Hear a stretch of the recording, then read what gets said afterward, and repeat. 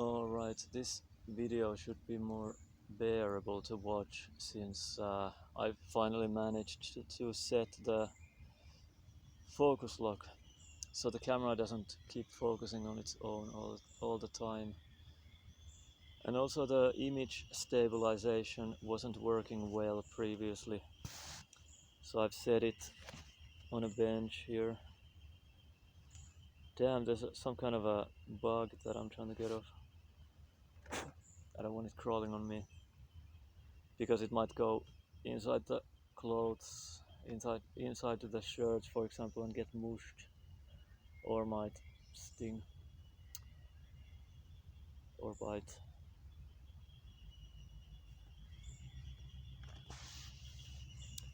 So about so-called non-duality, maybe, which isn't really a real topic. It's kind of a made-up topic, but it's a word made to point out the illusory as illusory, and ultimately even the pointing itself is empty of any real function, because there's no one being pointed to, or there's no one that is being pointed out for. Is this even proper English that I'm speaking now? And no one doing the pointing, but apparently there is apparent mix-up which has to do with mentations. The so-called, let's call it mind, it's not really a brain as such, but brain kind of plays a part, but let's call it a mind. Oh, there are a lot of boats coming here now. There's a bridge next to this bench where I am. I don't know, that's freaking loud. What the hell? I'll wait a little bit because of the noise.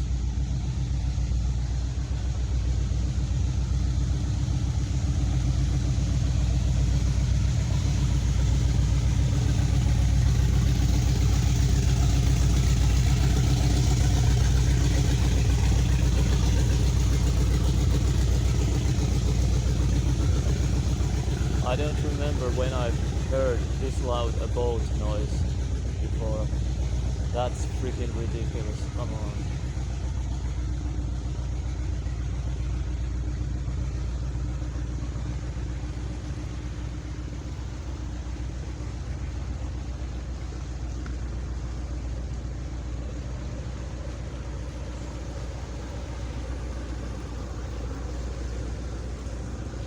We got a pirate flag over there. I don't know if it was visible.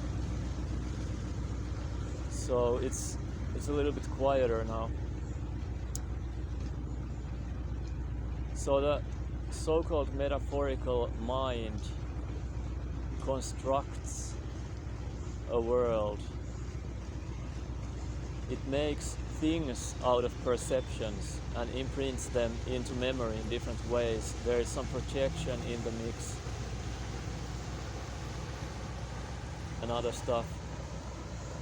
And then it sees its own projection as reality, as a real world, which it isn't. It's kind of like a funneling of imagination into a coherent picture or a network of meaning.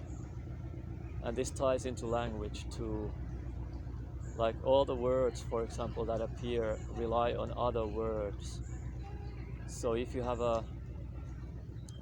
just have a small vocabulary,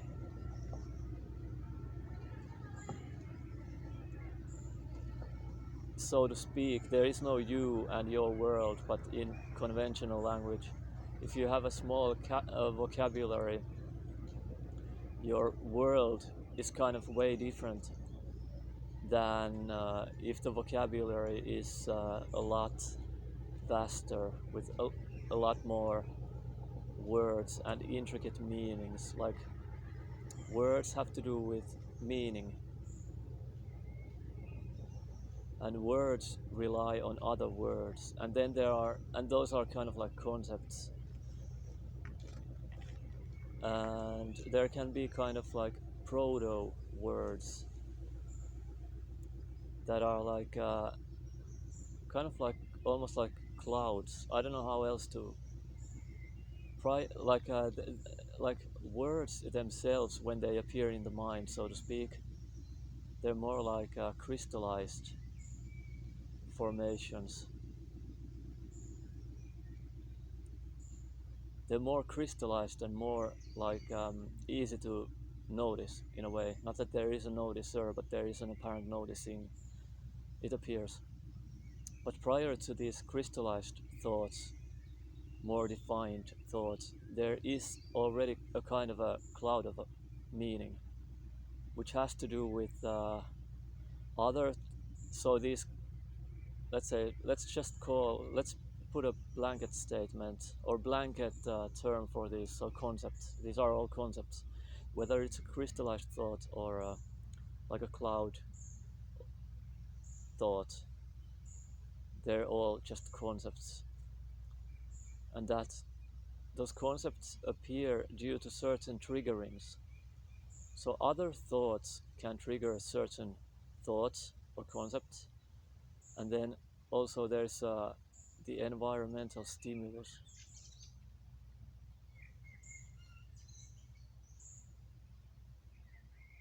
And the environmental stimulus has to do with recognition.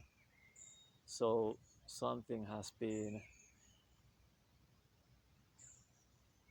apparently in apparent time, something has been assimilated in the so-called mind as a memory imprint, and that memory imprint can kind of pop up and form other kinds of meaning connections and form kind of new views of certain separate things, but these separate things do not exist because it's all just mental stuff. It's mentations appearing to happen.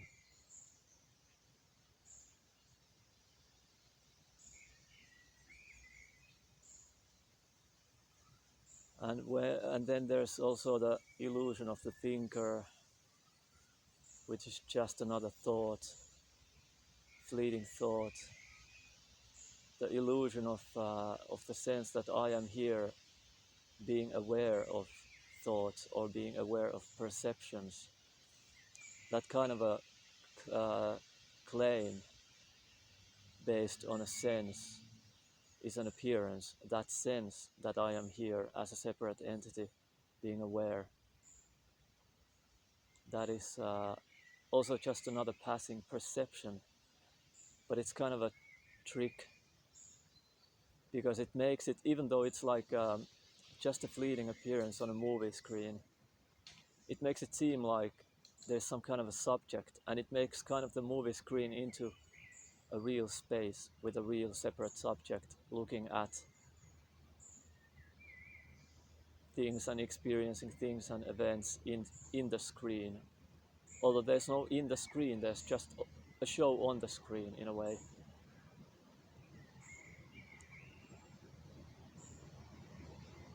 So when that, I hope the voice is still audible. There's another boat coming, but I'm gonna keep going. So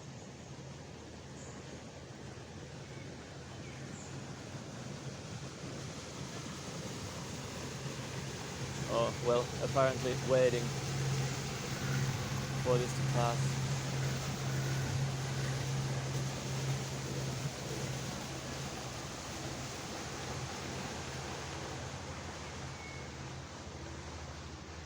So when the illusory sense of separation, so the illusory sense of me being here as a separate body-based, time-space-based entity being aware, when that gets revealed as empty of such a self, there is kind of an empty recognition of reality.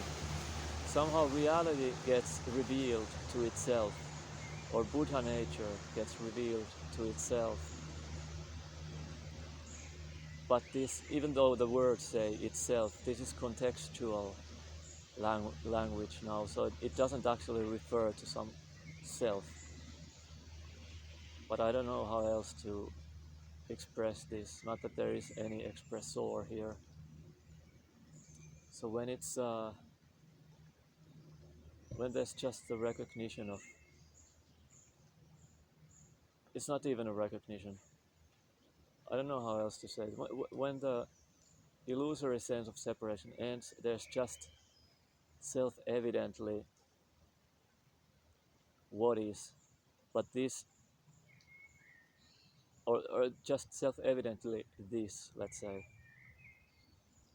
And this is not a moment in time, and this cannot be put into words, but there are some expressions that can somehow, not that this matters really, but some expressions can kind of a little bit well, not really reveal it, but somehow hint at it, like how it is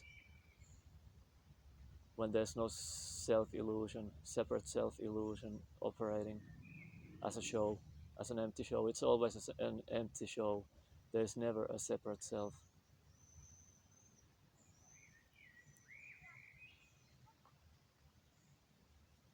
So when the whole thing is revealed and it kind of collapses, the reality of it collapses, of the separation,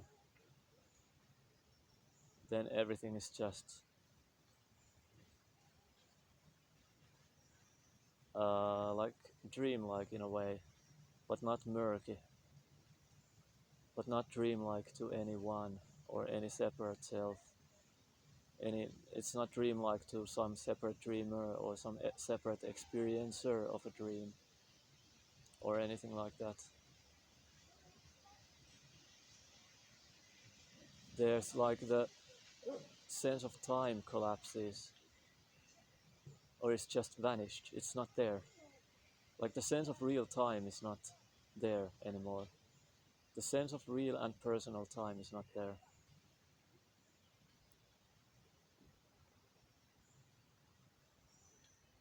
And yeah, there seems to be apparent movement, like the movement of the water here, and the lips move and the throat or the vocal cords make sounds, or like they're part of the output of the sound. Not output, that's an AI term actually. But just natural flowing of apparent formations that are not separate, like waves are not separate from the ocean.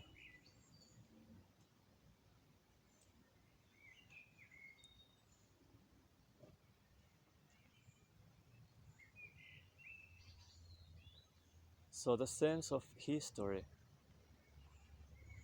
like history just vanishes. There can still be like a lot of talk about history and a lot of evidence about history, but that's all clearly and self-evidently like dream talk. It's dream evidence, and it's dream characters maybe putting out counter arguments to this that apparently has been said.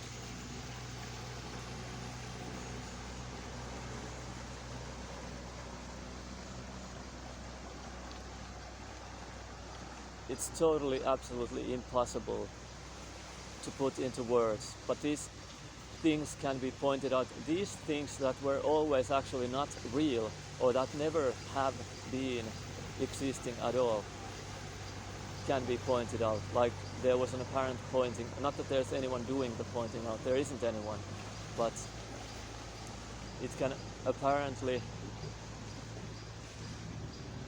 or it appears that it can apparently within a dream actually be pointed out that the dream itself is illusory and empty of a self,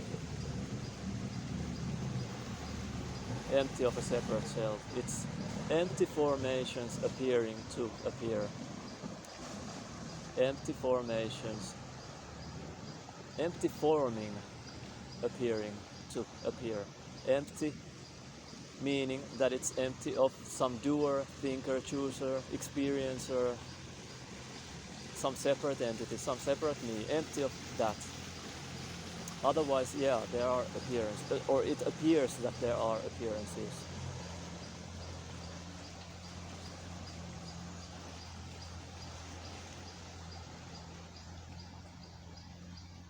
And this doesn't help anyone or anything, and it doesn't really have any kind of a function as such. I don't know why, if this comes out, I don't know why, but well, there is relief, and this not two is almost like, although this is not strictly speaking true, but there's like this velvety darkness, which is not a darkness that is in relation to the eyes that see light. It's kind of like prior to, it's not even prior to light, it's when light and dark, the duality of light and dark is clearly void, then light is not light anymore and dark is not dark anymore, but this so-called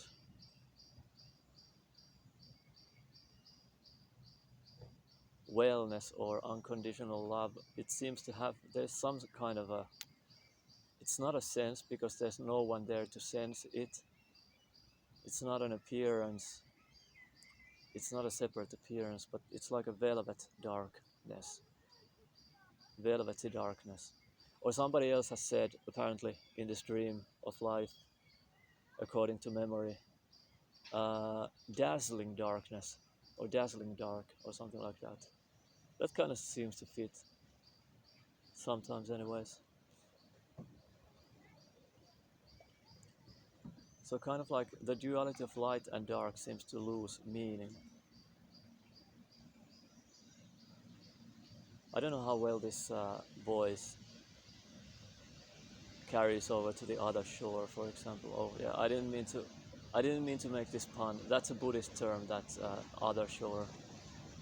But I mean, there is an other shore. I didn't think about this, but because when I speak and people start to look, so they don't right away, they don't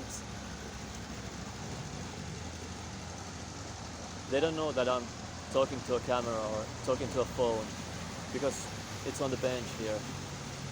But I have the headphones on, so maybe it looks a little bit like I'm talking to somebody on the phone or something. Well, I'm just wondering, whatever. And yeah, in the end, oh, there's a bird coming here. Not visible. I can see it, but I don't think the camera can catch it. There's a little bird. Now it flew down.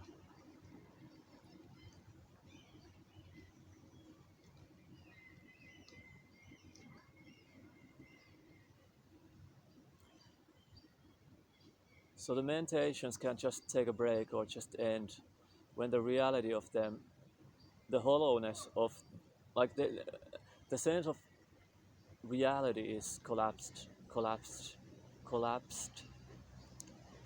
or voided. And then there's just, like there always was, suchness or just this, or, and ultimately it cannot be put into words, because words are just not a part of suchness, but it's not separate from suchness. Words are also suchness. Words are also just this. Like it says in the Heart Sutra, emptiness is form, form is emptiness. So emptiness is form kind of apparently means that, or let's say, I'll wait a little bit.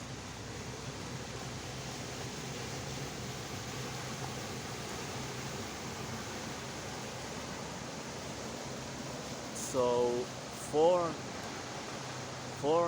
form is emptiness, means that form is ultimately insubstantial, and there are no separate forms. So form is first of all empty of self, but form is also empty of being a separate form even.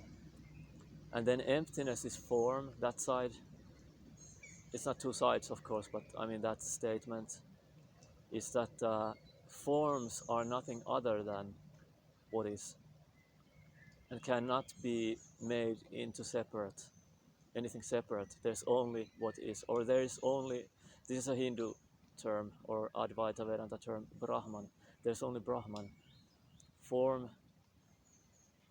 is not nothing other, nothing separate from Brahman. So form is Brahman, so emptiness. Brahman is emptiness, basically empty of anything separate, empty of self, empty of anything real and substantial.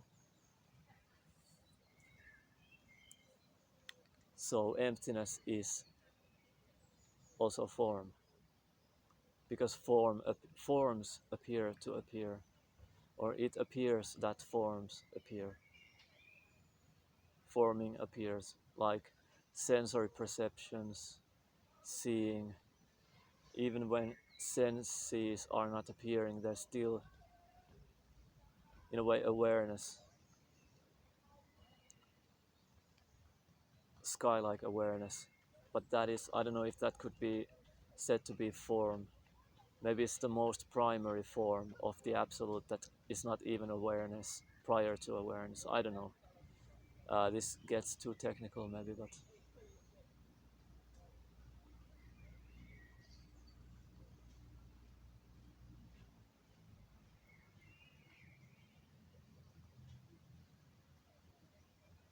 so I'll show this area a little bit before I finish the video. I'll get going, I guess.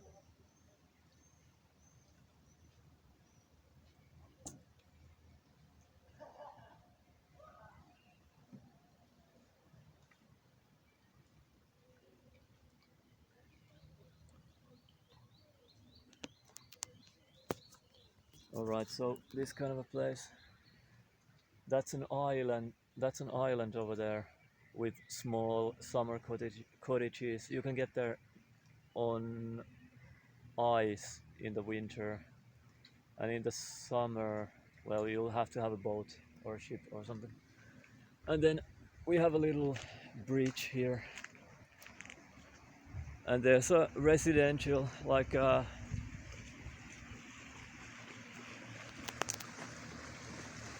not tall buildings. This is the bridge here. I guess it should be visible. And film I'll film the residential area too a little bit, just for a minute maybe, so you'll get an idea. So this seems to be an old stone bridge. I don't know how old this is, but it's kind of cool. I came from there, so I'm not gonna go.